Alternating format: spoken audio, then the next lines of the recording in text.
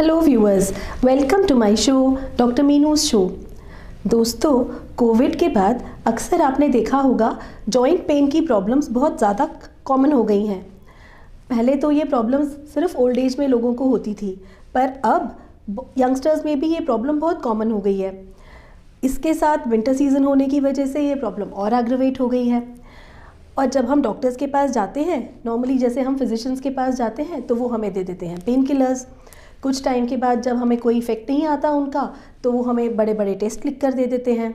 और जहाँ हम देखते हैं सीटी स्कैन, एमआरआई, तो हम थोड़ा डर जाते हैं कि ये बड़े बड़े टेस्ट हमें कराने की क्या सच में ज़रूरत है। लेकिन अगर हमें एक ऐसा डॉक्टर मिल जाए जो हमें हमारे पैरामीटर्स के अकॉर्डिंग बता दे कि हमारी प्रॉब्लम इतनी सीवियर है ही नहीं और हम ठीक हो सकते हैं, तो हमें अच्छा लगेगा ना। ऐसे ही एक डॉक्टर को मैंने अपने क्लिनिक पर आज बुलाया है, जो कि ना तो सिर्फ एक फिजियोथेरेपिस्ट हैं, बट इंडिया के यंगेस्ट फिजियो कोच भी हैं। Welcome to the show doctor Hemant Gaur. Thank you doctor Meenu. Doctor Gaur, सबसे पहले तो आप मेरे व्यूअर्स को ये बताइए कि कोविड के बाद जो हमें जॉइंट और मसल की जो प्रॉब्लम्स, स्पेशली पेन जो हो रहा है, उसके लिए हम क्या कर सकते हैं? हाँ मैम, सबसे पहले तो मैं अपने व्यूअर्स को बताना चाहूँगा कि जॉइंट पेन होता क्यों है। जी देखिए, पूरे वर्ल्ड में किसी भी कंट्री में किसी भी रीजन के लोगों को यदि जॉइंट पेन होता है तो उसके सबसे पहले 3 बेसिक रीज़न है। नंबर 1, नॉन ट्रॉमेटिक इंजरीज या हमारे जॉइंट्स का वियर एंड टीयर होना, जिसे हम आम भाषा में बोल देते हैं जॉइंट का घिस जाना। जी। सेकेंड, ट्रॉमेटिक इंजरी, अर्थात किसी स्पोर्ट्स को खेलते हुए या कुछ काम करते हुए हमारे को ऑल ऑफ सडन किसी ऐसी फोर्स का लग जाना या हमारे चोट लग जाना। जी। और थर्ड है मैम, ओवर यूज इंजरी। जी बिल्कुल। यानी कि आपने किसी काम को एकदम से अचानक इतना ज़्यादा कर लिया जिसको आपको करने की आदत ही नहीं थी। जी। जैसे मैं से और आसान भाषा में बताऊंगा, अगर आपकी मदर को पेन है और उनकी उम्र 60-70 के आसपास है, तो वो आएगा नॉन ट्रॉमेटिक इंजरी में, डीजेनरेटिव चेंजेस में। जी। यदि मान के चलिए आपके बच्चे को या आपके भाई फुटबॉल खेलता है और उसको चोट लग जाती है, तो वो आएगा ट्रॉमेटिक इंजरी में। करेक्ट। और तीसरा है, मान के चलिए आपने सोचा या किसी व्यक्ति ने सोचा भाई मुझे वेट लॉस करना है, और वो जिम गया, वहाँ पर जाकर उसने बहुत ज़्यादा ट्रेडमिल चलाई और 1 हफ्ते के बाद ही उसको नी पेन हो गया, तो वो आएगा ओवर यूज इंजरी में। करेक्ट। बहुत अच्छे से एक्सप्लेन किया डॉक्टर आपने। तो इसमें मैम सबसे बड़ी चीज़ क्या रहती है कि अर्थराइटिस यानी कि गठिया होने का जो एक सबसे बड़ा रीज़न है वो ये है कि लगातार जब आप कोई फिजिकल एक्टिविटी कर रहे होते हैं, ऑल ऑफ सडन उसको रोक देना। कोरोना के बाद जो भी मरीजों को जॉइंट पेन हुआ था, उसका एक बहुत बड़ा कारण ये था कि लॉकडाउन की वजह से लोग अपने घरों में सीमित होकर रह गए थे। करेक्ट, ये बहुत सही बता रहे हैं आप। जी। तो उनका पार्क जाना, उनका ऑफिस जाना, तो उनका जो फिजिकल एक्टिविटी लेवल था वो ऑल ऑफ सडन एकदम से ड्रॉप डाउन हो गया। जी बिल्कुल। जिससे हमारे जॉइंट के बीच में जो साइनोवियल शेथ होती है, जो फ्लूइड होता है, वो एकदम से डिक्रीज हो गया। जी। और वियर एंड टियर एकदम से तेजी से बढ़ गया। तो कोविड के बाद जॉइंट पेन बढ़ने का ये सबसे बड़ा रीज़न था। जी। तो डॉक्टर, अक्सर देखा जाता है जब भी हमें ऐसी कोई प्रॉब्लम होती है तो हम सबसे पहले डॉक्टर्स के पास भी बाद में जाते हैं। पहले तो घर का मेडिसिन बॉक्स खोलते हैं, पेन किलर उठाते हैं, खा लेते हैं। जब थोड़े दिन के बाद प्रॉब्लम बढ़ती रहती है, फिर हम सोचते हैं कि हम डॉक्टर के पास जाएं। उस टाइम ये नहीं पता चलता कि हमें फिजियोथेरेपिस्ट के पास जाना चाहिए या किसी फिजिशियन के पास जाना चाहिए। तो ये हम कैसे पता लगाएं? मैम, ये आपने बहुत अच्छा क्वेश्चन पूछा है, और अगर मैं गलत नहीं तो शायद हमारे देश में जो भी व्यक्ति फिजियोथेरेपिस्ट के पास जाता है, फिजिशियन के पास जाता है, ये उसके दिमाग में भी सबसे पहले क्वेश्चन आता है। जी। तो यहाँ पर मैं अपने सारे व्यूअर्स को एक पॉइंट बताना चाहूँगा। देखिए, कभी भी हमारे अगर पेन होता है तो वो 2 प्रकार का होता है। या तो वो इन्फ्लेमेटरी इन ऑरिजिन होता है या मैकेनिकल इन ऑरिजिन होता है। मीन्स अगर आपको पेन है और आप कोई एक्टिविटी नहीं कर रहे, आप सिंपल लेटे हुए हो, उसके बावजूद भी आपको पेन हो रहा है, तो इसका मतलब ये वो इन्फ्लेमेटरी इन ऑरिजिन है। जी। आपको मेडिसिन लेनी चाहिए, आपको फिजिशियन के पास जाना चाहिए, आपको फिजियोथेरेपी नहीं करवानी चाहिए। ओके। लेकिन यदि आप रेस्ट करते हो तो आपको कोई पेन नहीं है, लेकिन आप आगे झुकने के बाद, कुछ वजन उठाने के बाद, ज़्यादा देर बैठने के बाद, ज़्यादा चलने के बाद यदि आपको दर्द हो रहा है, तो आपका पेन मैकेनिकल इन ऑरिजिन है। अब आपको फिजियोथेरेपिस्ट के पास जाना चाहिए और आपको फिजियोथेरेपी करवानी चाहिए।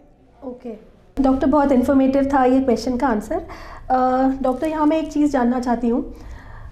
आपने बताया हमें पता चल जाए कि हम कौन सी प्रॉब्लम से परेशान हैं, but is there any test जिससे हमें ये पता लगे कि हमारी जो प्रॉब्लम है वो कितनी ग्रेव है, या हमें फ्यूचर में कोई अगर प्रॉब्लम होने वाली है, मान लीजिए जॉइंट पेन, मसल पेन, तो इज़ देयर एनी टेस्ट जिससे हम पता लगा सकें पहले ही?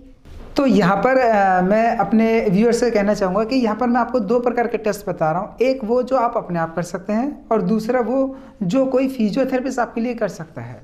तो सबसे पहले हम लोग बात करते हैं जो आप खुद कर सकते हैं, जिससे आपको ये पता चल जाएगा कि क्या अब आपको डॉक्टर के पास जाना चाहिए या नहीं जाना चाहिए, क्या आपको फिजियोथेरेपिस्ट के पास जाना चाहिए या नहीं चाहिए, और आपका पेन कितना बढ़ चुका है। तो इसके अंदर जो MMS टेस्ट है, M यानी कि माइल्ड पेन, थोड़ा दर्द है, M यानी कि मॉडरेट पेन, यानी कि मिड लेवल का पेन है, S यानी कि सीवियर पेन, बहुत ज़्यादा दर्द है। अब आप कौन से लेवल पर हैं इसका कैसे पता चलेंगे? मैम मानकर चलिए आपको बैक पेन है। अब आपने कहा कि डॉक्टर साहब जब मैं बहुत ज़्यादा चल लेती हूँ उसके बाद मुझे पेन होता है, यानी कि पेन अकर्स आफ्टर एक्टिविटी, किसी एक्टिविटी के बाद दर्द का होना, तो ये आएगा मैम माइल्ड कैटेगरी में। चाहे वो पेन सीवियर हो तो भी? नहीं मैम, अभी आ रहा हूँ मैं। सेकेंड पॉइंट आएगा मैम, जैसे ही आपने चलना शुरू किया और आपके दर्द होना शुरू हो गया, ओके, ये आएगा मॉडरेट कैटेगरी में। ओके। थर्ड आएगा मैम, आपके इतना पेन है कि आप कोई एक्टिविटी कर ही नहीं पा रही जी। तो ये है आपका सीवियर कैटेगरी में। ओके। तो मैम यहाँ पे मैं आपसे एक छोटा सा क्वेश्चन पूछना चाहूँगा कि मैम आपके लिए एक बीज को उखाड़ना आसान है या एक पेड़ को उखाड़ना? बीज को, ऑब्वियसली। क्यों मैम? नेचुरली जब वो उगा ही नहीं है, छोटा है, तो उसी टाइम पे ट्रीट करा। हाँ, अगर मैं गलत नहीं हूँ, बीज को आप अपनी उंगली से भी उखाड़ सकते हो। जी बिल्कुल।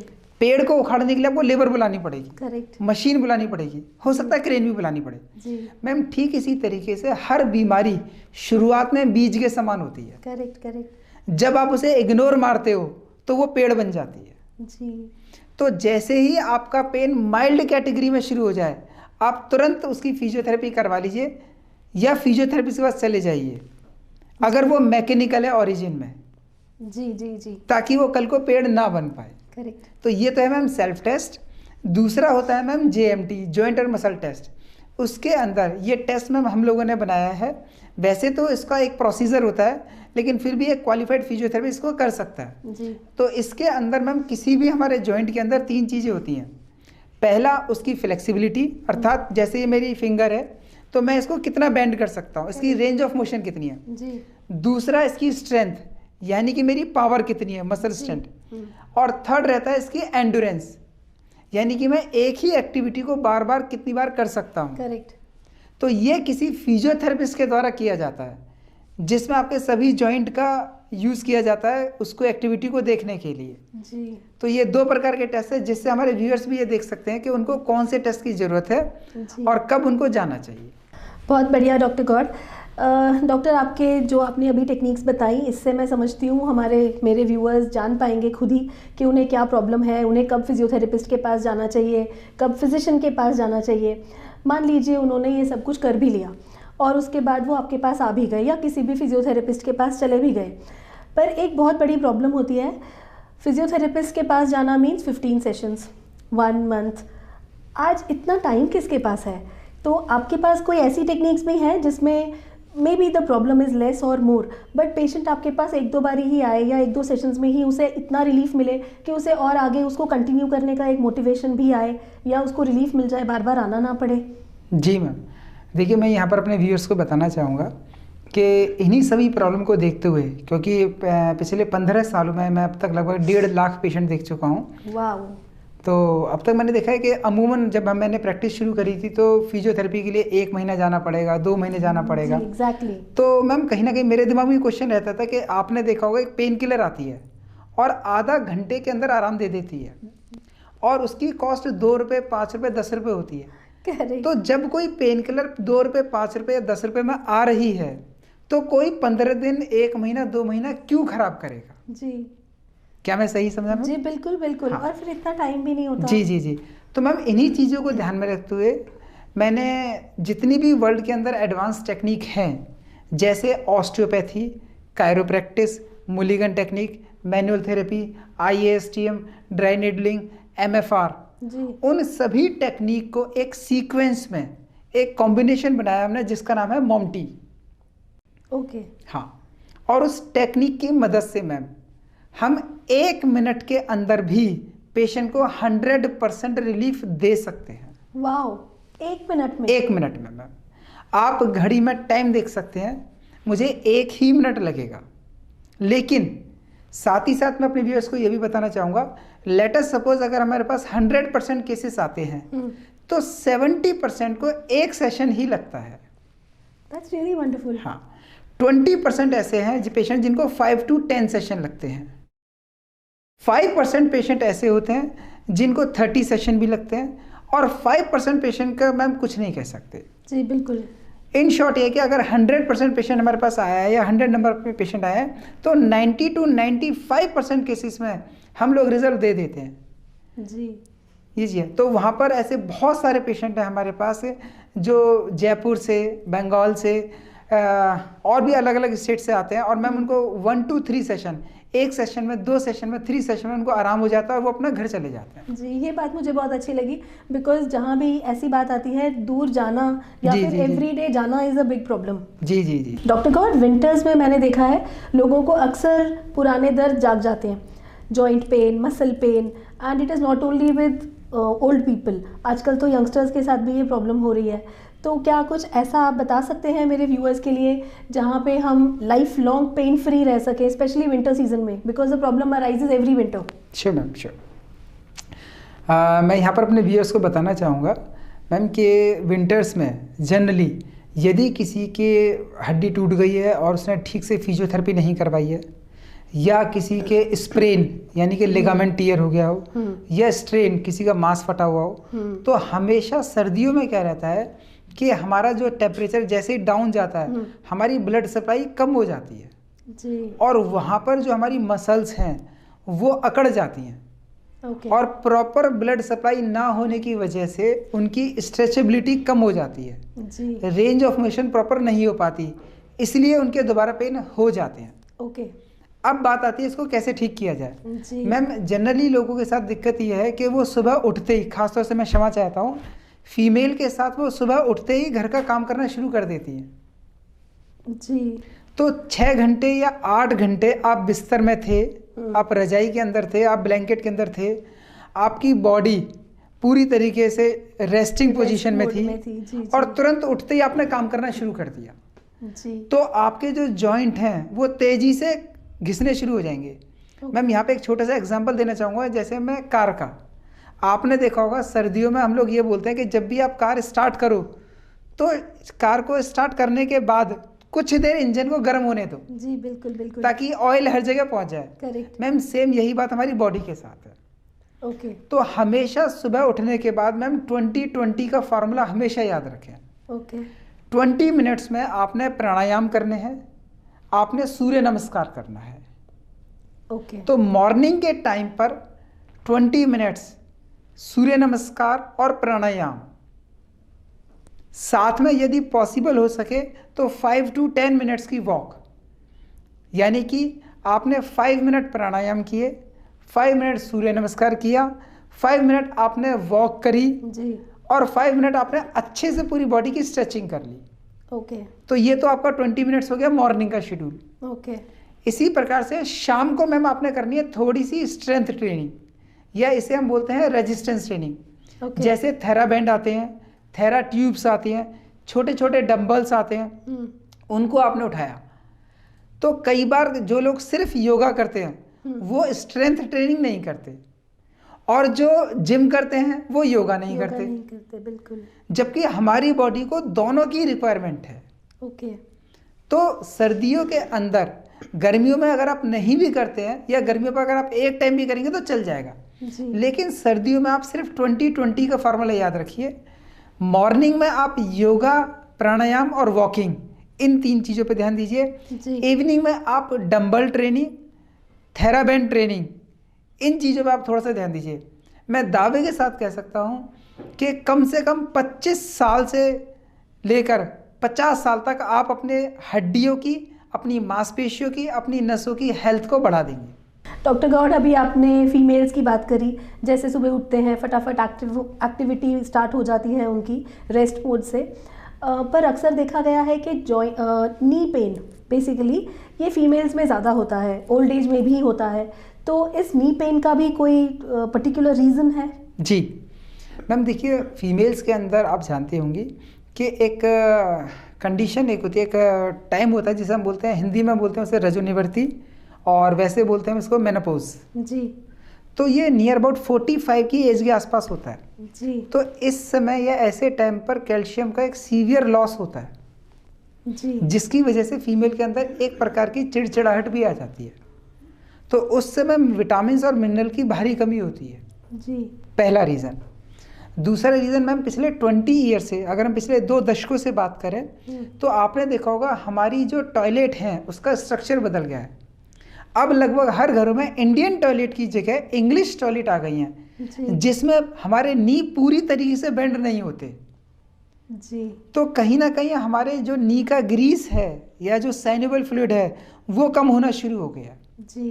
जबकि जब हम इंडियन टॉयलेट में बैठते थे तो आपको याद होगा कि उसमें हमारे जो नीज है वो पूरे बेंड हो जाते थे, जबकि इंग्लिश में ऐसा नहीं होता जी। Second reason. और थर्ड रीज़न मैम, आपको याद होगा आपकी दादी या आपकी नानी जब रसोई में खाना बनाती थी तो वो बैठकर बनाती थी। जी बिल्कुल, खड़े होते हैं किचन में, ठीक है ना, आजकल लेकिन अब क्या हो गया, खड़े होकर बनाते हैं। जी। तो मैम खड़े होकर खाना बनाने से क्या होगा, या तो फीमेल की एड़ी में दर्द होगा, या घुटनों में दर्द होगा, या कमर में दर्द होगा। अब इन तीनों में सबसे ज्यादा जो प्रेशर पड़ता है वो पड़ता है घुटनों पर, इसलिए फीमेल के अंदर घुटनों का दर्द सबसे ज्यादा होता है। जी, आजकल वेट भी तो सबके इतने बड़े जी जी जी जी जी जी।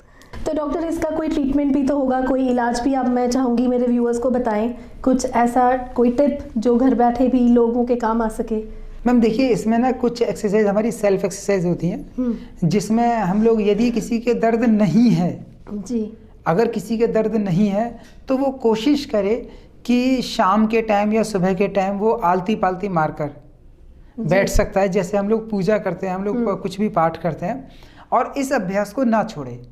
या इसको और आसान बनाने के लिए हम लोग अगर फ्लोर पर बैठकर खाना खाएं तो ज़्यादा अच्छा रहेगा, यदि पॉसिबल है तो। क्योंकि जब कभी हम लोग आलती पालती मारकर बैठते हैं तो हमारा नी जॉइंट पूरी तरीके से बेंड हो जाता है। जी। तो एक तो हम लोग ये चीज़ कर सकते हैं। दूसरा यह कि यदि पेन आ चुका है तो उसके अंदर, जैसा कि मैंने अभी आपको पिछले उसमें बताया था, अपने जो ममटी टेक्निक है उसमें मैम हम अपने जो पेशेंट है उसके अलाइनमेंट को हम 1 to 3 सेशन के अंदर काफ़ी हद तक करेक्ट कर देते हैं। और 90% केसेस में हमारे पेशेंट को बार बार आने की ज़रूरत नहीं है, 1 to 3 सेशन के अंदर ही हम उसका अलाइनमेंट करेक्ट कर देते हैं। ओके डॉक्टर गौड़, अभी थोड़ी देर पहले आपने बताया कि आपके सेंटर पे कायरोप्रैक्टिस और ऑस्टियोपैथी होती है, और आजकल लोगों को थोड़ा इसका क्रेज़ भी हो गया है। मैं भी अक्सर सुनती हूँ, लोग, उनको लगता है एक ही जर्क में, एक ही मिनट में zoom and they are all set. तो आप इसके बारे में क्या कहते हैं? Are these techniques actually amazing? Ma'am देखिए, कहीं ना कहीं किसी भी प्रोफेशनल को ये तो पता होना ही चाहिए कि उसे क्या आता है, साथ ही साथ उसे ये भी पता होना चाहिए कि उसे वो टेक्निक कब इस्तेमाल नहीं करनी है जी। ये कायरोप्रैक्टिस या ऑस्टियोपैथी जो टेक्निक्स होती हैं वो बहुत लिमिटेड केसेस में उसका इस्तेमाल किया जाता है। उसके लिए पेशेंट का पूरा क्राइटेरिया देखा जाता है।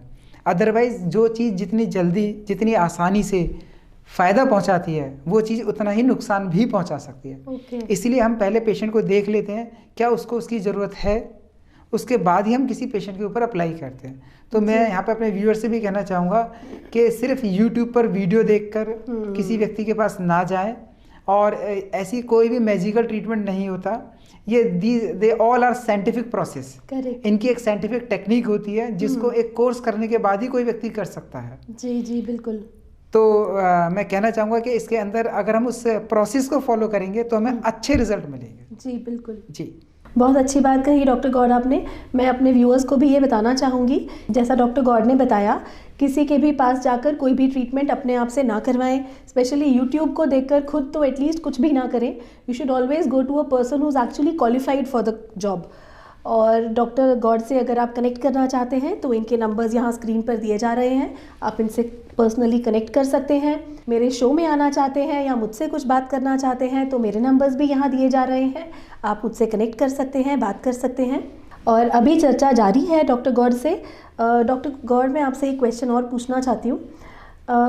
ठीक है, हम आपके पास आ सकते हैं, ट्रीटमेंट ले सकते हैं, बहुत चीज़ें आपने हमारे व्यूअर्स को बताई, they can help themselves at home also. But कई बार ऐसा होता है कि बहुत शूटिंग पेन होता है और उस टाइम पे हम खुद भी कुछ नहीं कर सकते and it is not every time possible to come and visit you. तो कुछ ऐसा भी है जो मेरे व्यूअर्स घर बैठकर अपने आप को हेल्प कर सकें उस टाइम पर? जी मैम, देखिए यहाँ पर मैं व्यूअर्स को कहना चाहूँगा, मैम आपने बिल्कुल सही कहा कि कई बार डिस्टेंस बहुत ज़्यादा मैटर करता है और किसी के लिए प्रैक्टिकली पॉसिबल नहीं हो पाता कि इतना लंबा डिस्टेंस ट्रैवल करके आ पाना। तो इसी के लिए हम लोगों ने एक पेन ऑयल, हमारे साथ कुछ आयुर्वेदिक डॉक्टर भी जुड़े हुए हैं, उनके साथ मिलकर हमने एक पेन ऑयल तैयार किया हुआ है। साथ में उसको लगाने की एक टेक्निक है जिसका नाम है STM, सॉफ्ट टिश्यू मोबिलाइजेशन। यदि उस ऑयल को उस टेक्निक के साथ लगाया जाता है तो रिजल्ट बहुत अच्छे मिलते हैं और हम लोगों ने देखा है कि 60 to 70% केसेस में फिर पेशेंट को हमारे पास आने की आवश्यकता ही नहीं पड़ती, क्योंकि हम उस ऑयल को पेशेंट के पास भिजवा देते हैं। साथ ही साथ उस ऑयल को कैसे लगाना है उसकी वीडियो भी पेशेंट के नंबर पर भेज दी जाती है। व्यूअर्स, मैं यहाँ पर आपको डॉक्टर गौर के बारे में बताऊँ तो इनके इन हाउस जो इनका सेंटर है वहाँ पे इनके पास 16 फिजियोथेरेपिस्ट का स्टाफ है। Not only that, he has got 250 trainers जो होम केयर के लिए, होम विजिट्स के लिए जाते हैं और इनका एक बहुत बड़ा विजन भी है। डॉक्टर गौर, मैं चाहूँगी आप खुद ही बताएं उसके बारे में। Sure ma'am. यस, हम लोगों की कोशिश है कि आने वाले 8 ईयर्स में हम लोग कम से कम 10 लाख क्वालिफाइड और सर्टिफाइड स्किल्ड फिजियोथेरेपिस्ट की टीम तैयार कर सकें, क्योंकि 2011 के सेंसस के अकॉर्डिंग इंडिया के अंदर near about 11.5 crore senior citizen थे, जो कि 2025 तक 20 करोड़ हो जाएंगे।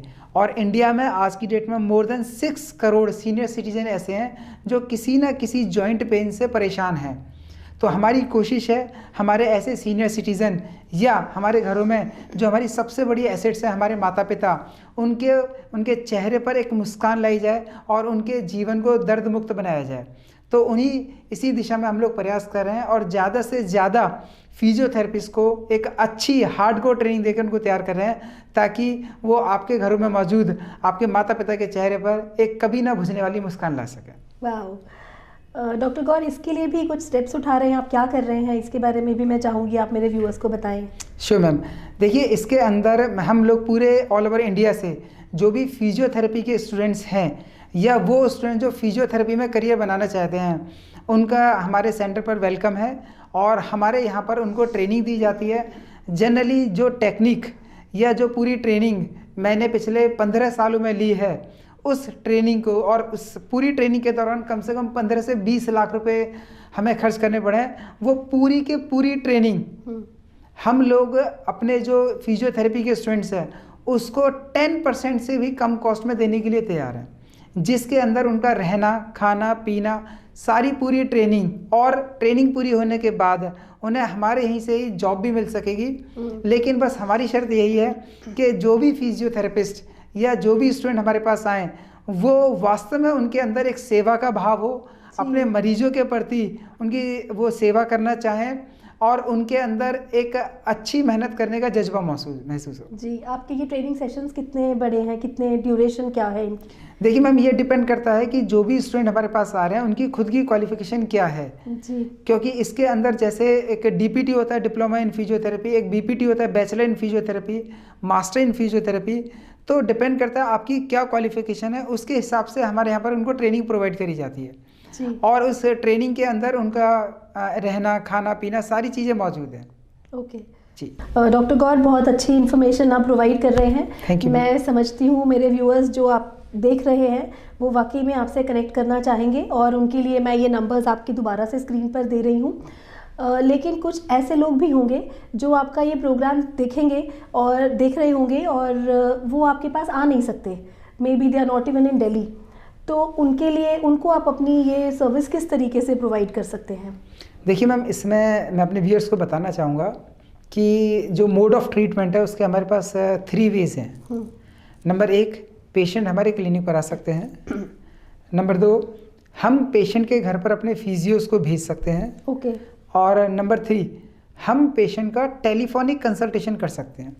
जिसके अंदर वीडियो कॉल के जरिए पेशेंट हमें अपने साइन और सिम्टम्स बताते हैं, या हम पेशेंट को मेजर करते हैं, डायग्नोज कर लेते हैं, और उसके बाद हम पेशेंट के पास वीडियो भेजते हैं कि उनको कौन सी एक्सरसाइज करनी चाहिए, कौन सी नहीं करनी चाहिए, और जो एक्सरसाइज उन्हें करनी चाहिए उनको वो किस प्रकार करनी चाहिए, कब तक करनी चाहिए। तो उसमें वीकली बेसिस पर या डेली बेसिस पर या अल्टरनेटिव डेज के बेसिस पर डिपेंड ऑन पेशेंट प्रॉब्लम उसको हम कंटिन्यू फॉलोअप करते रहते हैं जब तक कि उसका पेन ठीक नहीं हो जाता। Okay, that's really nice.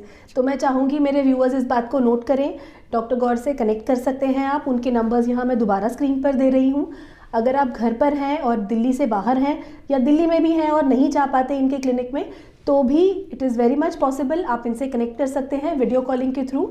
And they are providing videos also.